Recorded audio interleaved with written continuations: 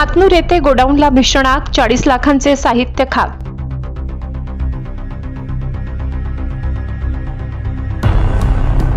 शिंदखेडा तालुक्यातील हातनूर येथे मध्यरात्री ठिबक सिंचन साहित्याच्या गोडाऊनला लागलेल्या भीषण आगीत 40 लाखांहून अधिक रुपयांचे नुकसान झाले. विनोद जिजाबराव पाटील यांच्या मालकीच्या गोडाऊनला अचानक आग लागल्याने त्यातील ठिबकचे साहित्य आणि एक पिकअप वाहन जळून खाक झाले.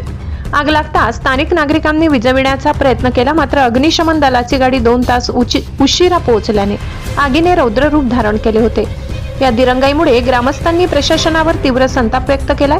शॉर्ट सर्किटमुळे आग लागल्याचा प्राथमिक अंदाज असून सुदैवाने यात कोणतीही जीवितहानी झाली नाही. या घटनेमुळे परिसरात मोठी हळहळ व्यक्त होत आहे. Bureau report, Dhule. सहसंपादक अनिल बोराडे. बाहेरून आली आणि तिच्यात माल भरलेला होता आणि सकाळी डिलिव्हरीसाठी ती जाणार होती. पण अचानक रात्री साधारण 2:30-3च्या सुमारास आग लागली गाडीला आणि शेजारी ठिबकचं मटेरियल असल्यामुळे ते जळून खाक झालं सर्व.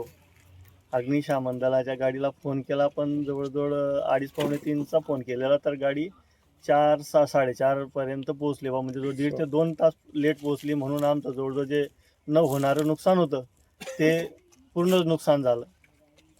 जे काही वाचणारं सारखं होतं तर ते पूर्ण नष्ट झालं. ठिबक आणि पाईप जे साहित्य होतं ते पूर्ण जळालं. त्यातल्या त्यात गाडीचं मोठं नुकसान झालं आणि फायर ब्रिगेडचा जो भोंगळ कारभार आहे बुवा, तर तो कसा आहे, तर हे आज लक्षात आलं की बुवा शिंदखेड्यापासून 10 किलोमीटरवर असलेल्या गावात जर गाडी 2 ते 2.5 तासात पोहोचते, तर इतर ठिकाणी त्या गाडीचं कशा पद्धतीने विषय राहील बुवा. तर हे मोठं नुकसान म्हणजे गाडी आणि फायर ब्रिगेडच्या लेट झाल्यामुळेच झालं, एवढं निश्चित आहे. रात्री 2 वाजेच्या सुमारास आग लागली. रात्री ठिबकचं मटेरियल भरून आमची पिकअप गाडी आली. ती रात्री उभी केली. आम्ही गाडी लावून घरी गेलो. घरी गेल्यानंतर 10-15 मिनिटात कशी आग लागली ते आम्हाला समजलं नाही. आग लागून आम्ही फायर ब्रिगेडला फोन केला.